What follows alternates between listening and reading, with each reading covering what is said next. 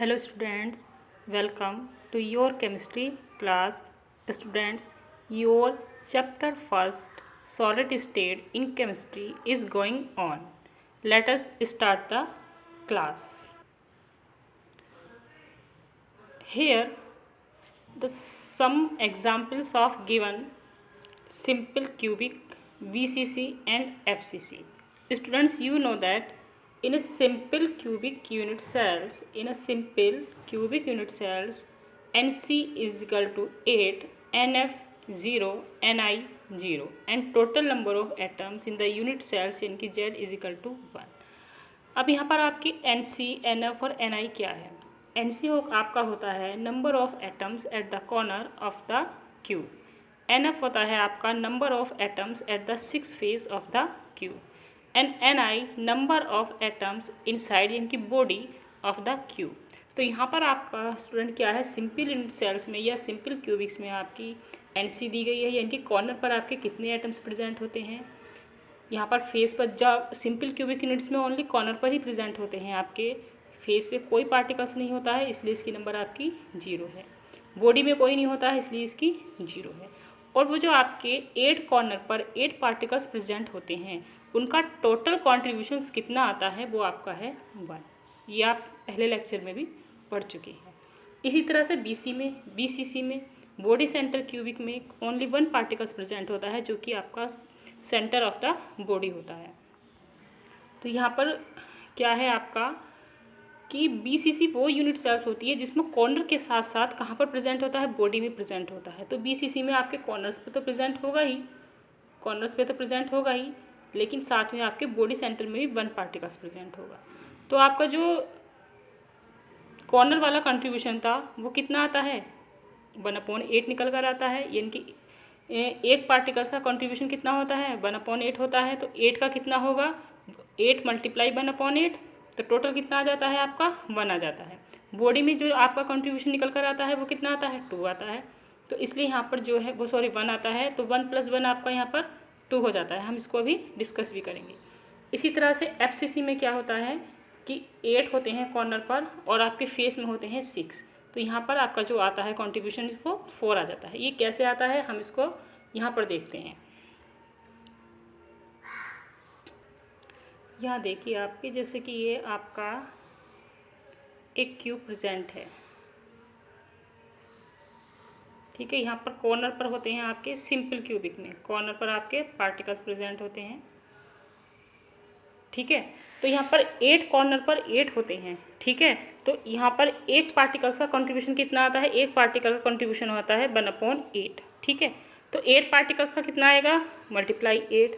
तो 8 बन जा 8 से कट जाता है तो टोटल कंट्रीब्यूशन आ जाता है आपका 1. अब अगर बॉडी में प्रेजेंट है तो बॉडी में कितना आता है, बॉडी में तो एक ही प्रेजेंट है तो टोटल उसका कंट्रीब्यूशन कितना आ जाता है, क्योंकि वो किसी और पार्टिकल से टच नहीं होता है, अकेला खुद ही रहता है.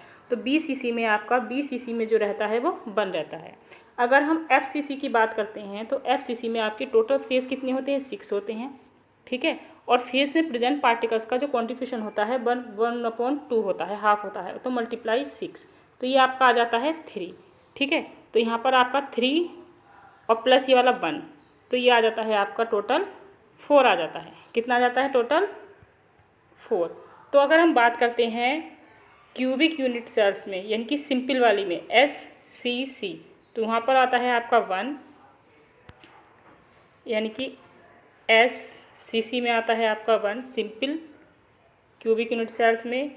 BCC में आता है आपका 1 और FCC में आता है आपका 4 निकल कर, ठीक है. BCC में आपका 1 + 1 आता है. यानी कि आपका अगर हम सिंपल यूनिट सेल्स वाली बात करते हैं सिंपल वालों की तो यहाँ पर आता है 1. BCC की बात करते हैं तो 1 + 1 = 2 आता है. और FCC की हम बात करते हैं तो 1 + 3 यानी कि आता है आपका 4 निकल कर, ठीक है. अब क्या होता है स्टूडेंट्स कि यहाँ पर तो ये आपको मैंने एक्सप्लेन कर दिया था कि यहाँ पर क्या दिया हुआ है, NC वगैरह क्या है, NF क्या है और Ni क्या है. अब इस पर कुछ आपके न्यूमेरिकल्स हैं. एक न्यूमेरिकल्स है आपका, एक cubic solid is made up of 2 atoms A and B Atoms A are present at the corner and B at the center of the body. What is the formula of a unit cells? इसमें इन्होंने ये कहा है कि एक आपका solid है, cubic solid है, जो कि आपके ए और बी पार्टिकल से मिलकर बना हुआ है। ए जो है वो आपका सेंटर्स पर है और बी जो है वो आपका बॉडी में प्रेजेंट है, सेंटर ऑफ द बॉडी में है। तो स्टूडेंट्स आपको ये पता होना चाहिए कि जो पार्टिकल्स हमारे कॉर्नर पर प्रेजेंट है, यानी कि जो पार्टिकल्स हमारे कॉर्नर पर प्रेजेंट है, सपोज करो ये आपका क्या है, ये क्यूब है, अभी मैंने पीछे ही बताया था, और ये आपका कॉर्नर्स पर प्रेजेंट है। तो एक पार्टिकल्स का कॉन्ट्रीब्यूशन कितना आता है 1/8। तो 8 और 8 पार्टिकल्स का कितना आएगा, तो मल्टीप्लाई 8, यानी कितना आ गया आपका 1 आ गया। तो ए का क्या आ गया, ए की नंबर आ गई आपकी 1।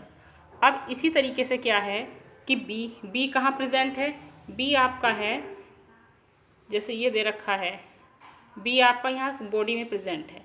तो इसका कॉन्ट्रीब्यूशन कितना है, इसका तो केवल 1 ही है, क्योंकि ये किसी से टच ही नहीं होता। तो आपका जो बी निकल कर है वो बी निकल कर कितना आ गया, बी निकल कर आ गया आपका 1। तो यानी कि आपका ए जो था वो 1 था और बी भी आपका 1 था। तो इसमें रेशो कितना आया, रेशो आ गया आपका ए रेशो बी, यानी कि 1:1। तो फॉर्मूला हो गया आपका कंपाउंड का ए बी। ठीक है, इस तरीके से आ जाता है।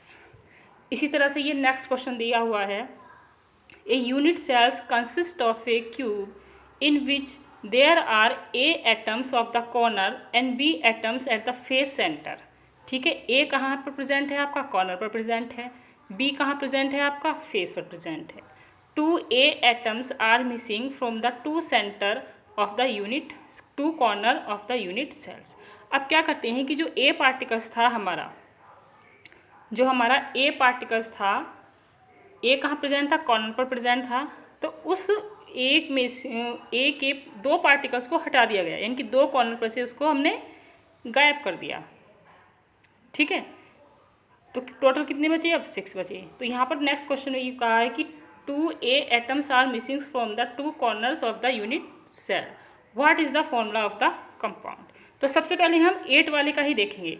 तो contribution of atom A present at 1 corner, मैंने क्या बताया था कि एक कॉर्नर पर एक एटम का कॉन्ट्रीब्यूशन कितना आता है 1/8। तो 8 वालों का, यानी कि 1 पार्टिकल्स का कॉन्ट्रीब्यूशन कितना है 1/8, और 8 का कितना था मल्टीप्लाई 8। लेकिन अब उन्होंने 8 नहीं कहा, अब उन्होंने 8 नहीं कहा, ये कहा है कि 8 में से 2 क्या हो गए हैं, मिसिंग हो गए हैं। तो कॉन्ट्रीब्यूशन कितना आएगा, तो साइड कितनी बची, कॉर्नर 6 बचे, तो 1/8 मल्टीप्लाई 6, यानी कि कितना आ गया आपका 6/8 आ गया, यानी कि 6/8। और इस 6/8 को हम लिख सकते हैं 3/4, लिख सकते हैं ना। देखो यहाँ पर ये शो किया गया है 3/4। अब क्या है, अब ये बोला गया है कि contributions of atom be present at the face centre. Face कितनी होती हैं, फेस स्टूडेंट्स आपकी कितनी होती है, फेस होती हैं आपकी FCC होती हैं आपकी कितनी 6 होती हैं, फेस 6 होती हैं। एक का कॉन्ट्रीब्यूशन होता है 1/2, तो 6 का कितना होगा ये, तो ये कितने आ जाएगा 3। तो ए का जो नंबर था आपका, ए की वैल्यू आ रही थी आपकी 3/4, और बी की वैल्यू आपकी आ गई कितनी, बी की वैल्यू आ गई आपकी 3। ठीक है, ए की वैल्यू आपकी इतनी आ गई है। तो अब क्या होगा कि आपका जो रेशो आया वो कितना आया, यानी कि ए रेशो बी, और बी ए कितना था आपका, ए था आपका 3/4, और रेशो और बी कितना था आपका 3 था। तो ये फॉर्मूला हो जाता है आपका ए 3/4 बी 3। ठीक है,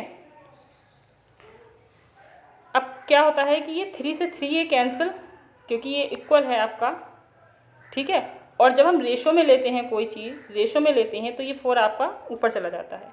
तो ये आपका कंपाउंड का जो फॉर्मूला बन जाएगा, वो कंपाउंड का फॉर्मूला बनेगा आपका AB4 टाइप का। ठीक है, ये देखिए यहाँ पर। ठीक है, तो यहाँ पर आपका ये एक कितना आया था 3/4 आया था, बी आपका 3 निकल कर आया है। तो formula of the compound A 3/4 B3, या हम इसको AB4 बोल सकते हैं। ठीक है, इसी तरीके से ये 2 क्वेश्चंस आपके होने हैं, ये आप खुद करेंगे घर पर, प्रैक्टिस में करेंगे आपकी, बहुत ईजी हैं, ठीक है।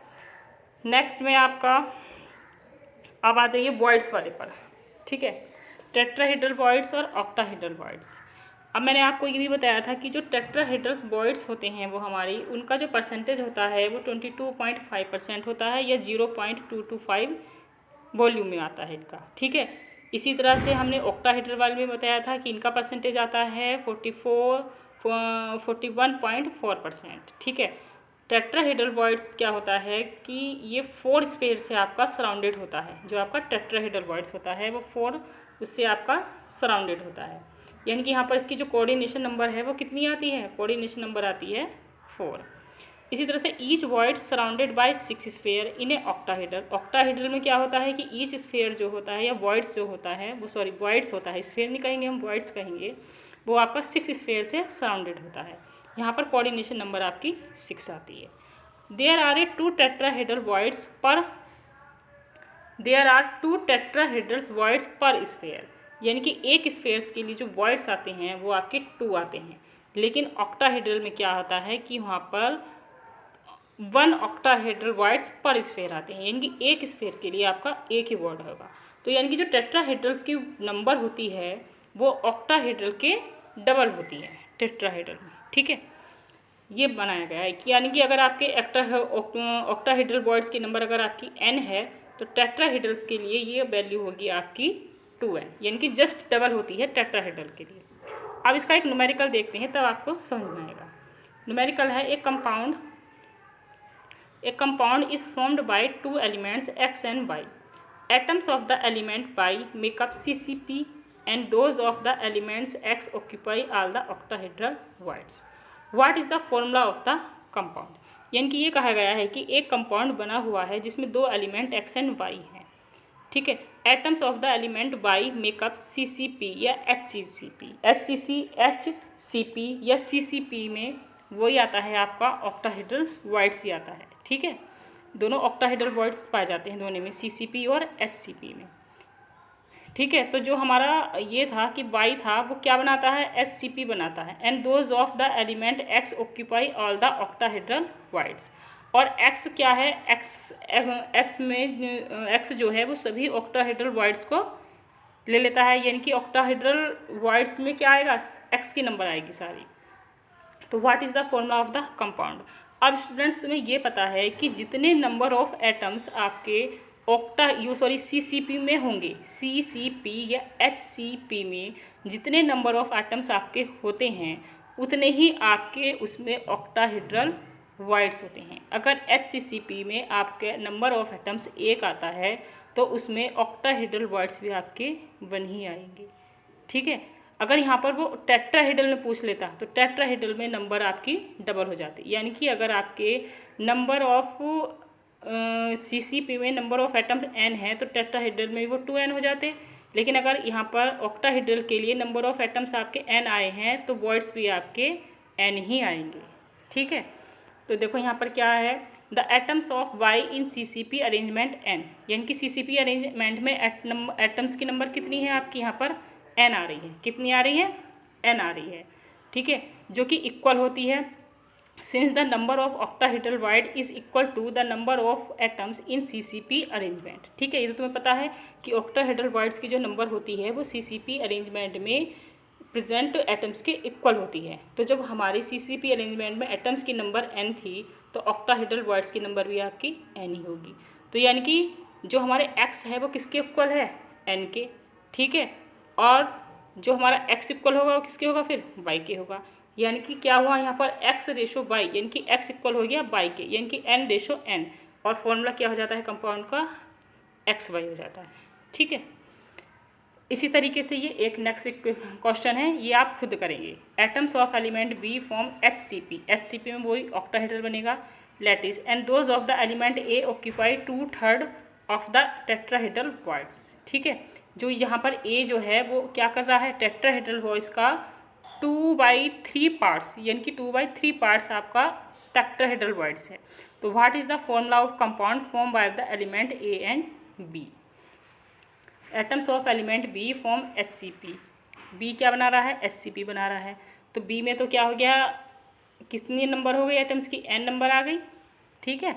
And those of the element A occupy 2/3। अब क्या है कि उसने जब हमारे ऑक्टाहेड्रल n आ गए तो टेट्राहेड्रल्स के लिए कितने आएंगे, 2n आएंगे। और वो ये जो टेट्राहेड्रल है वो कितना एरिया ले रहा है, 2/3 ले रहा है। तो इसकी 2n की मल्टीप्लाई किससे करोगे तुम, 2/3 से करोगे।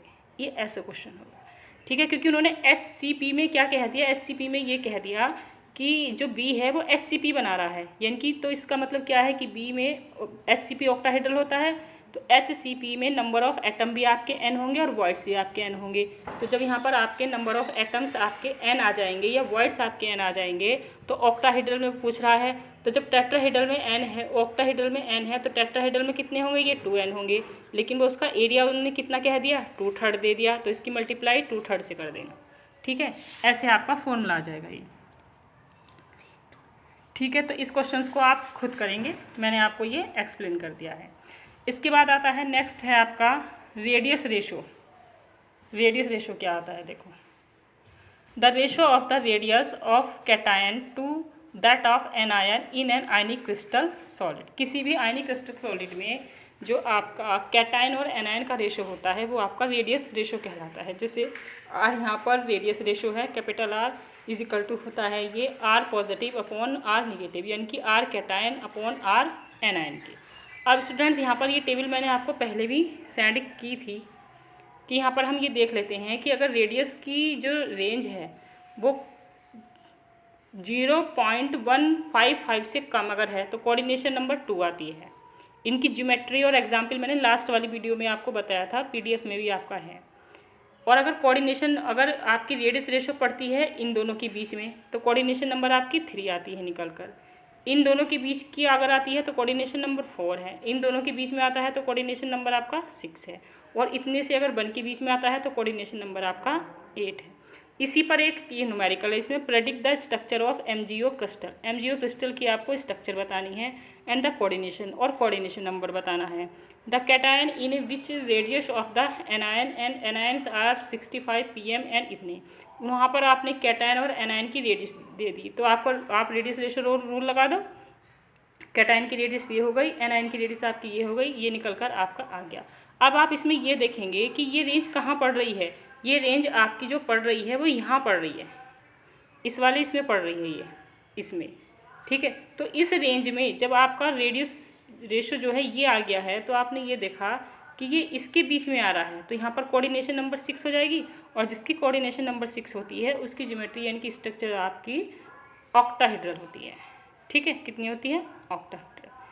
इसी तरीके से आपका एक नेक्स्ट क्वेश्चन है, ये आपको करना है, ठीक है। इस क्वेश्चंस को आप खुद सॉल्व करेंगे, ओके। और नेक्स्ट क्लास में हम बाकी जो आपका बचा हुआ है डिफेक्ट इन सॉलिड, इस चैप्टर को कंप्लीट करेंगे। कोई भी आपको प्रॉब्लम हो आप इस वीडियो को वॉच कीजिए, और जो भी कोई प्रॉब्लम है हम क्वेरी टाइम में डिस्कस करेंगे, ओके।